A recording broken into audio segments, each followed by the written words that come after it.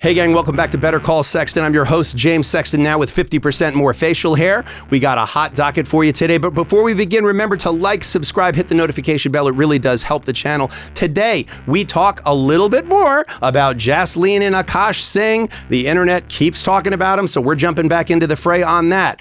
I make a comment about a childless life and the internet explodes. We talk about that, and we talk once again about WWE, Nikki Bella, as well as a discussion about a viewer question. All this and more. Let's get after it.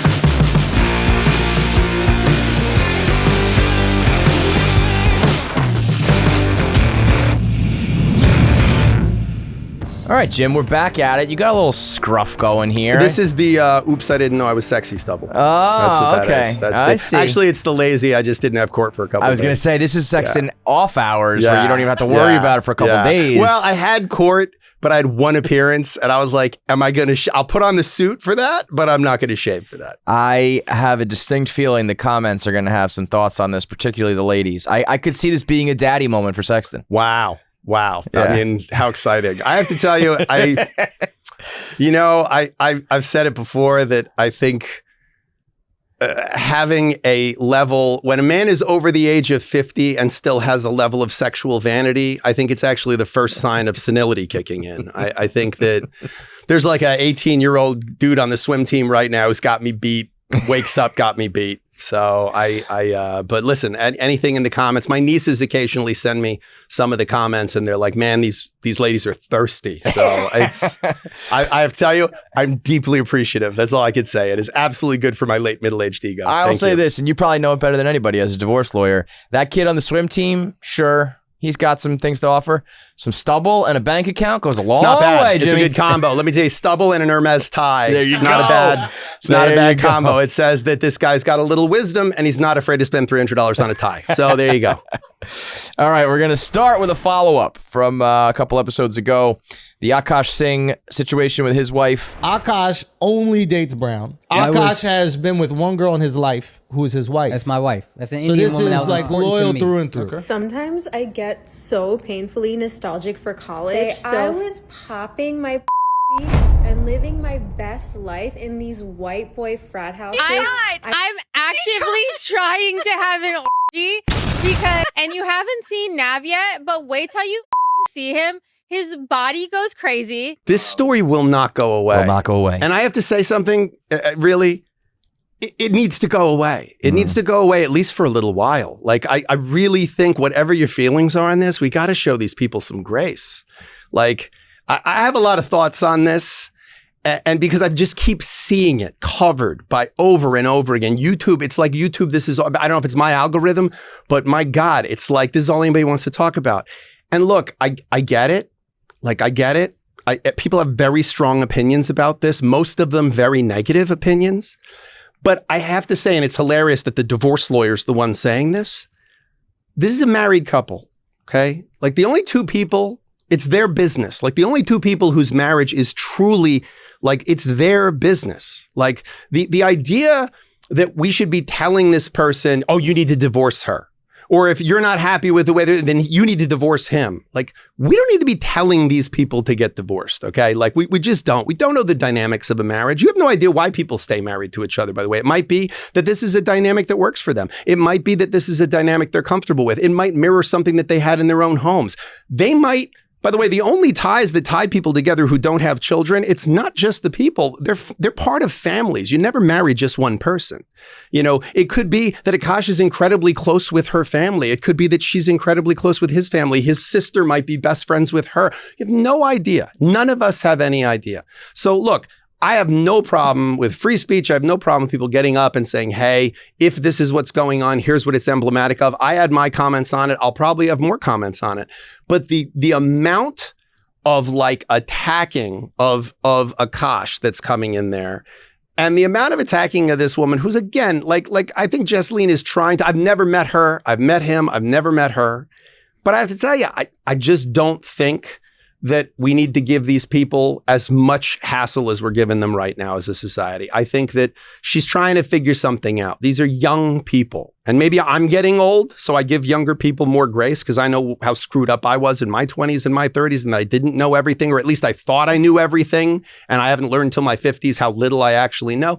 But I just think that going after these people is really not the way to do this. I think that they're going to figure out whether this is something, because it's one of two things. Either this is something that is a dynamic in their marriage that they're both aware of, because neither of them is blind, in which case, shut up, let them live their lives. This is what they've chosen for the two of them. Or they're having a problem in their marriage right now because of this. And if they're having that, everybody step back and give them a little room to figure it out and decide whether it leads to divorce or separation or changing in their habits. You got to give people room to back out of their conflicts too. Like what she's supposed to do now, even if she knows, you know what, I handled this wrong. I said some irresponsible things. I behaved in an irresponsible fashion. What does she do now? Get on the internet and apologize to you and to me? She doesn't have to apologize to me. She doesn't have to apologize to you. The only apology she owes is probably to her husband, if that's what she needs to make that apology. So just, I think giving these people some room is a good idea. That's the end of my soapbox rant on that. But I would say if you want the internet to back off, you also have to back off. And then I'll also respond to the people saying, I don't like my husband because I turned away from a kiss. I've never liked PDA, physical touch. I find it really overstimulating. And so it's something I actually work through with my husband because that's his love language. And I feel like for him, he tries to do physical touch to regulate his emotions, and I find it really dysregulating.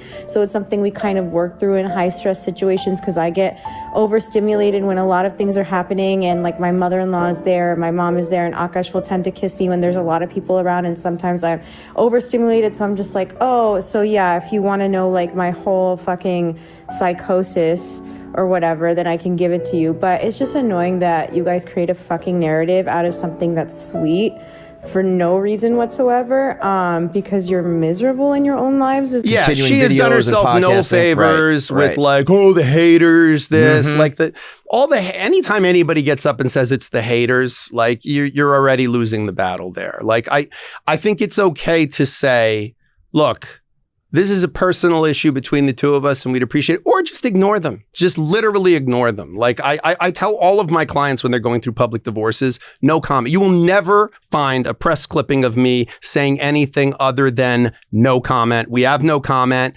We look forward to moving forward in a court of law. That's it. We look forward to the truth coming out in a court of law. That's it.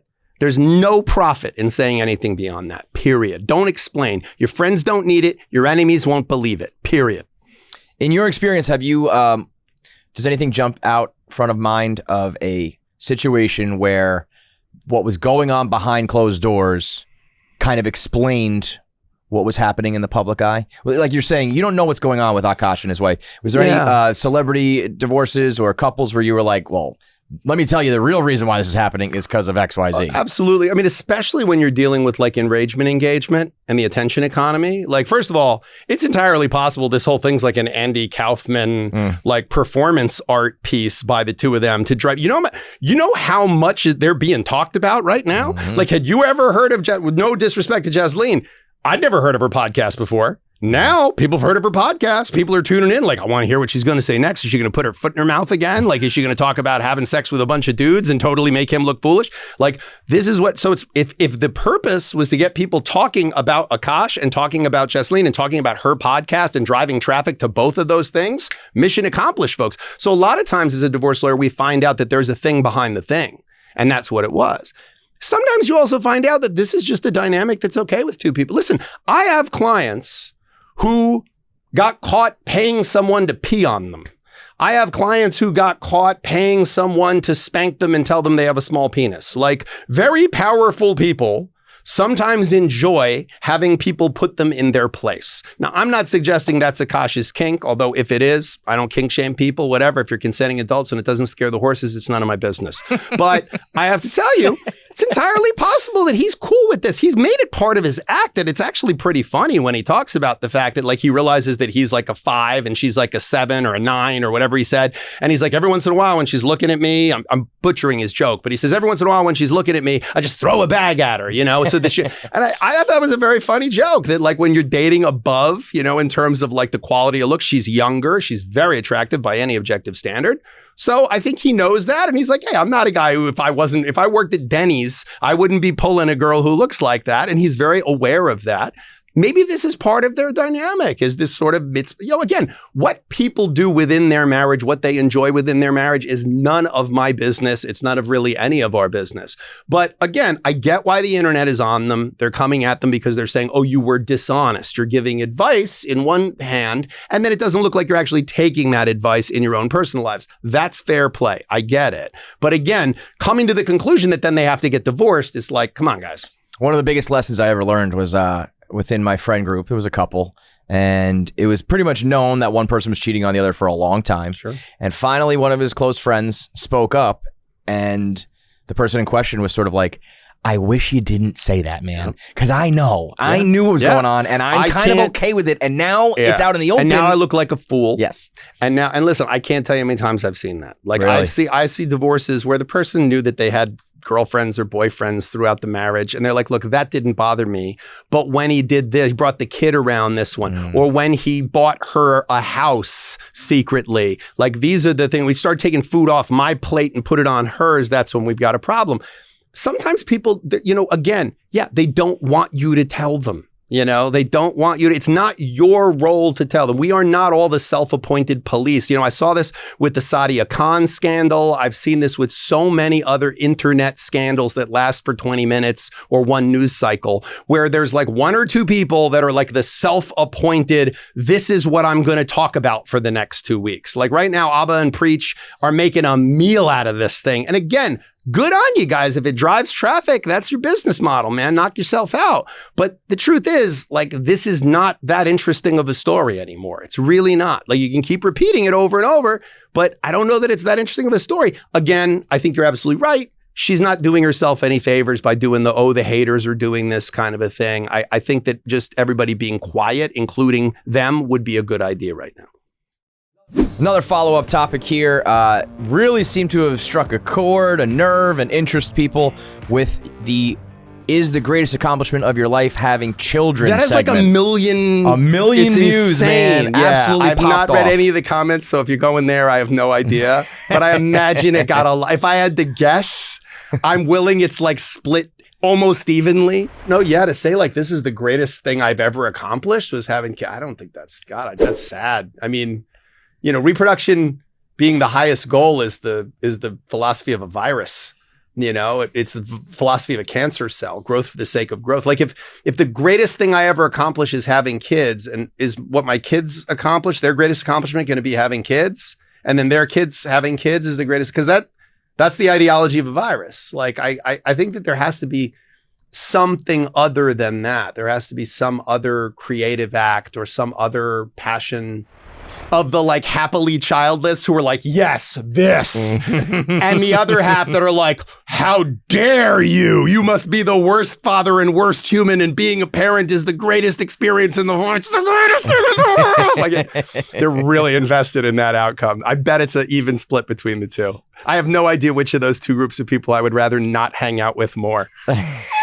That's a great call. Which that is, I'm going to put you, no, you have to answer that question. Who? The childless, intentionally childless. Yeah, I would rather hang out with them. Yeah, but long term, I have to tell you, like, I'm really glad there are people in the world that have children and like care about their children and focus on their children and make it part of their, again, guys, I was not suggesting that having children is a bad thing or a wrong thing. I have 2 sons. They're not children anymore. They're adults. They're 26 and 28 respectively, but they're former children. And look, you know, I loved them. I love them now. I loved them when they were kids. Fatherhood's hard work. Motherhood's hard work. I'm not discounting that. But I don't believe my children are my greatest accomplishment. And I can't wait for grandchildren. but I hope that having children will not be my children's greatest accomplishment. I mean, first of all, it's so weird how in society we're constantly quantifying things. It's such a third grader thing. Like, is it your friend or is it your best friend? Who's your best friend? Like, does it have to be like, oh, my best accomplishment was my kids, and then my marriage is second, or my work is my second, or this piece of art I created is second? Like, do we have to make rankings? Why does everything have to be ranked? Like, can't you just say, yeah, having children was one of like the most lovely experiences I've had. It taught me a lot about myself. It was a wonderful journey. I'm a little sad and nostalgic to see that chapter of my life over with. And yet I'm really glad that I'm through it, because it was kind of exhausting some ways economically and personally. But again, we want to quantify, but this thing caught fire. Who knows? You never know what the internet is going to get into. I say stuff sometimes and I'm like, yeah, people are going to really jump on that, and then nobody gives a crap. And then there's things that you say once in a while and you're like, that was the thing. It lit the fuse. So I don't know. She's a fickle beast, the internet is. She sure is. I can't figure her out, man. We did get a comment on the Instagram, which is NYC divorce lawyer, by the way. Give Jim a follow. This was Ariana Celeste from MMA. And her response was, or maybe it's just a good mom wanting to raise a good human. Men and now women are being taught that our worth comes from accomplishments. Being a mom is my best accomplishment, and I like to think that I've accomplished a lot in my time. And you had some constructive back and forth. Yeah. I respond. Listen, first of all, when she comments, I'm going to respond. Like, that's somebody who, I'm going to respond. Worthy of a response. Worthy of a response, 100%. Yeah. Talented person in the MMA community, well-known, 2 million followers, also a mom. I believe a single mom. I think a divorced or never married mom. I don't know what her history is. I apologize if I'm getting that wrong. But look, again, I think my response was, that is absolutely an accomplishment. But you don't have 2 million followers on Instagram because you're a mom. You have 2 million followers on Instagram because of your professional accomplishments, your branding, the hard work that you've made. Again, for the benefit of your kids, for the benefit of yourself, for the benefit of yourself, for the benefit of your kids. Like, all of that is real. But let's not make our primary identifying characteristic and greatest task is our being a parent. I don't necessarily believe that to be true. But it sounds like this is one of your great accomplishments, possibly equivalent to or ultimately long-term more important than the other ones. But it's not why. No one is like, oh, Ariana, that's the reason why we follow her, is because she's a mom. They don't. They follow you because of your professional accomplishments, your personal demeanor, your sense of humor, all the things you bring to the table and have done in terms of your own personal branding. And the fact that you're a mom also makes you relatable to people. It makes you very likable. It is something to certainly be proud of. Your kids are adorable. I've seen some of it on your Instagram. So these are all things that, again, you don't have to quantify which is which. It was never my intention to say being a parent is a useless thing and you shouldn't be proud of it. I'm simply saying I don't think having children should be anyone's greatest accomplishment, because, again, if having children is my greatest accomplishment, what will my children's greatest accomplishment be? Having children? Great. What will their children's accomplishment be? Having children? I don't believe that's the ideology of a virus. It just is reproduction for the sake of reproduction for the sake of reproduction. I don't believe that anyone genuinely believes that that's the case, or else we would be spending almost all of our time focused on our children, period. I think there's almost maybe a little semantics game going on with the word accomplishment or achievement. Sure. It can be a very fulfilling thing that is a huge or maybe the most important part of your life. But as far as something you accomplished, that you worked at to achieve, it feels like something that you just do and as a part of your life. I would push back on that. I think that having good children is partly an accomplishment. I think sometimes, like, when my kids were younger, I remember thinking that the fruit of who they become was closer tied to my tasks and their mom's tasks than like magic. But the truth is, like, they're not a blank slate when they're born. Like, they each have proclivities and talents and things they're good at. I see that with my sons. They were raised in the same environment. They're very, very different, both amazing in their own ways. So some of that was the accomplishment of being a good dad. I'm proud that I've been a good dad and continue to be a good dad. Their mom, a good mom. That is an accomplishment. It's something to be proud of. But the question is it purely that because, again, think about the corollary to that. If your children aren't thriving, is it entirely your fault? No, because you are only one of the forces that is supporting them, holding them up, moving them forward. And again, a big one. Being a parent is a huge responsibility. It's a huge task. It's a huge calling. It's a vocation, 100%. But to say parenting was my greatest accomplishment, guys, parenting by definition ends.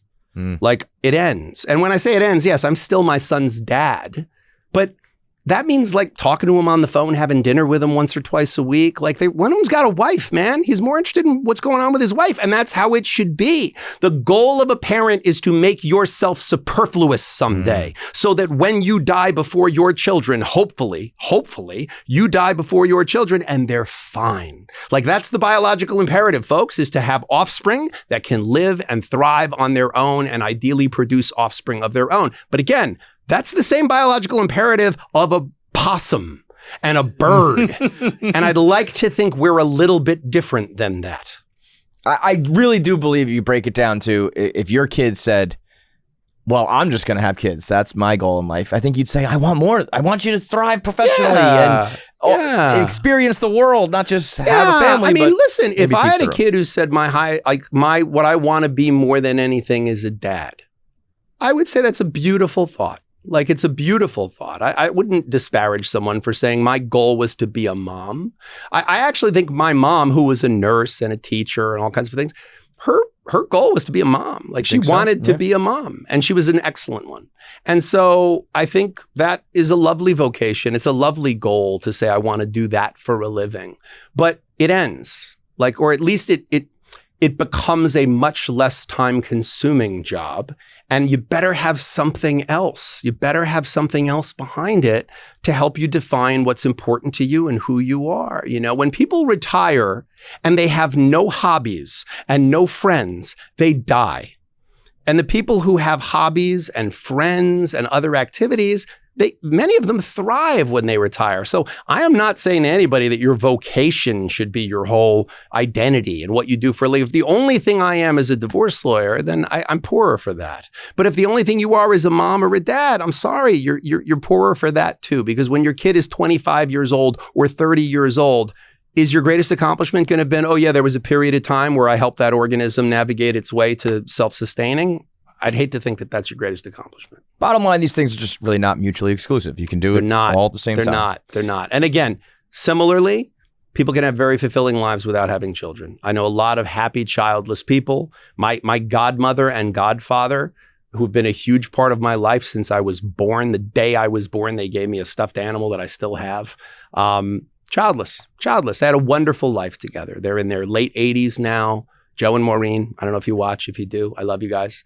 And they were like a second set of parents to me. They still, after my mom passed, they're still people that I stay very in close touch with. And, you know, I think that's a beautiful, and they've had a beautiful life. They're incredibly well traveled. They had a lot of additional resources because they didn't have children that they were, you know, spending their money on, because these kids are a money vacuum. God, they don't even get any cheaper. They're almost 30. You're still, never mind. It's fine. It's a different topic. Moving on, we've got one of your all-time celebrity crushes, Mount Rushmore of girls who I believe it was let you know that you were in fact a heterosexual male. Nikki Bella, WWE superstar. Nikki Bella.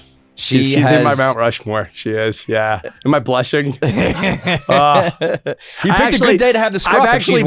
I'm actually back and forth with Natalie Eva Marie, who's another WWE former diva, because she's a fan. Are you a WWE guy, Jim?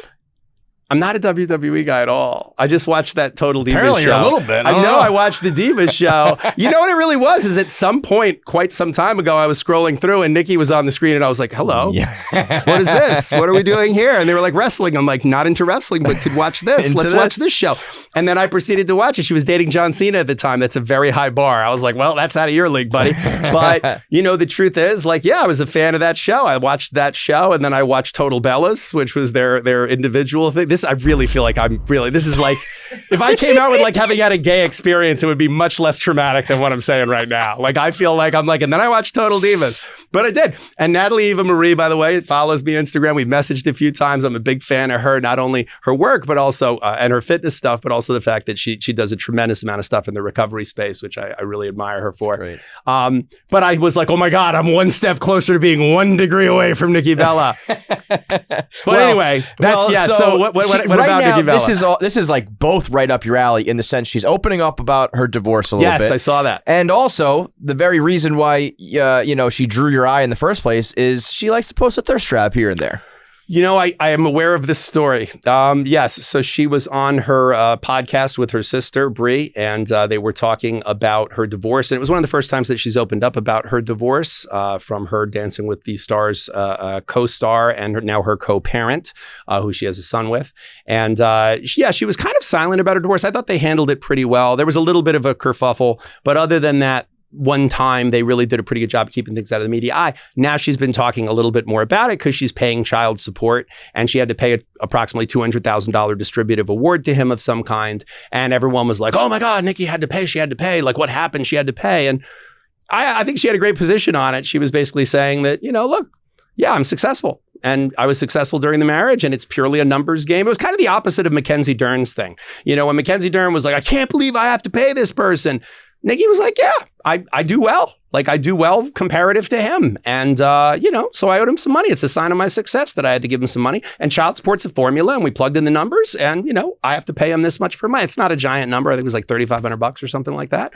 And she was like, yeah, that's what I have to do. So I thought that was actually a very adult way of talking about your divorce if you're going to talk about your divorce. I think the fact that she waited a while to talk about it is good. And then to talk about it in a measured way like that is very respectful. It's my understanding there was another story. I'm really giving away that I follow Nikki Bella news. She was talking about the fact that she, when I see her, I think the algorithm knows I like Nikki Bella. Okay, all right, sure, whatever. Jim. Anyway, she was spending Thanksgiving with him and the kid, and I thought, that's very nice too. So she's a well-divorced person, which I like. And the thirst trap thing, she was talking about how she posts thirst traps because A, she's single, and it's a nice way to get attention and a dopamine hit.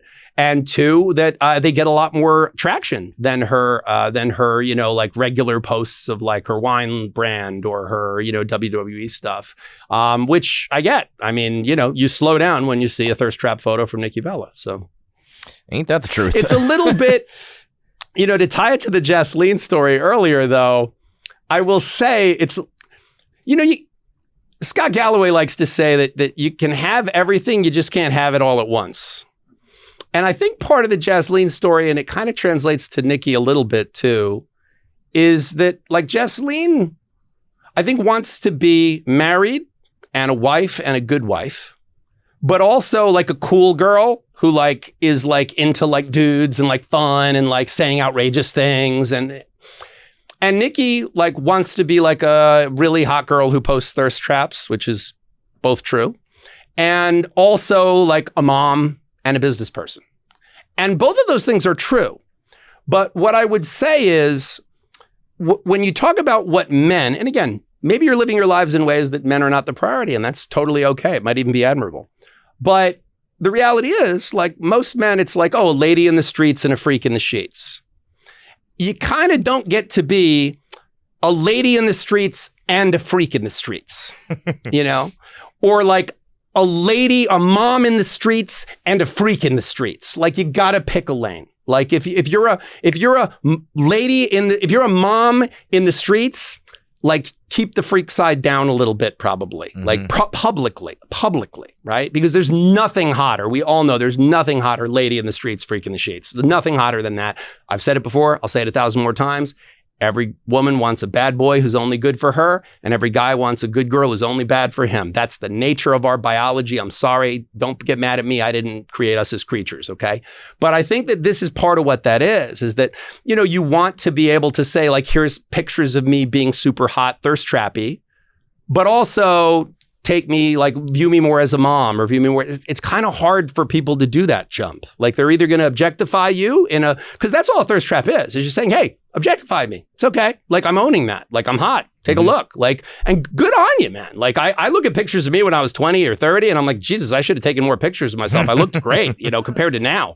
So enjoy, take all the nudes you want. Cause let me tell you, when you're 70, you're going to look at those and be like, oh yeah, I looked good, So God bless. But the whole like lady in the streets, freak in the streets, you don't get to be both. You don't get to be the cool girl who's like talking about how you want to have orgies and also a dutiful wife. It doesn't work that way. You don't get to be both of those publicly. If you want to be the dutiful wife publicly and secretly, you're like, hey, let's go have some threesomes and get crazy. Oh my God, most guys would be like, sign me up. I love that. But you don't want to try to be doing both publicly. I think it's not a great look and it doesn't work. And you can try, and maybe it should be that way, but it's just not how people are going to perceive It's just not going to work. It's not going to happen. Yeah. Like I'm all about outcome. So like, you're right. Should we live in a world where we have the ability to make that cognitive detachment and go, yeah, people can contain multitudes. People can be all of these things.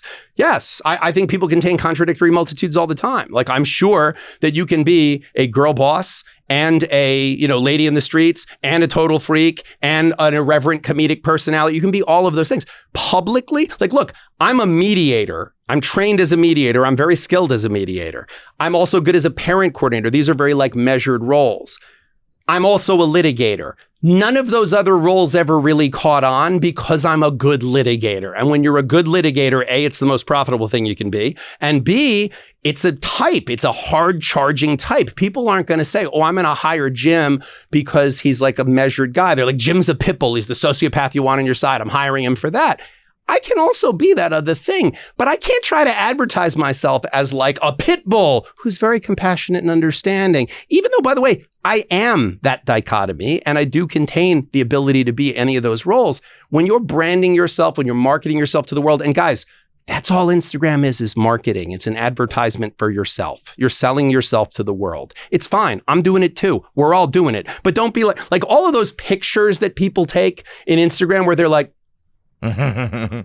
What do you think that? The paparazzi took? Like, what, were we supposed to believe that? Or like the sleeping, like the, dude, you set up lights, you set up a camera. Like, who's taking the picture? Like, you were just asleep and the camera took itself a picture of you? Like, guys, it's all the performative self. It's totally fine. We all do it. It's fun. People like you, get a dopamine hit. I get it. But just let's be honest with ourselves. The most dangerous thing, this is almost a Sextonism. I say this so much. So you can consider this almost today's Sextonism.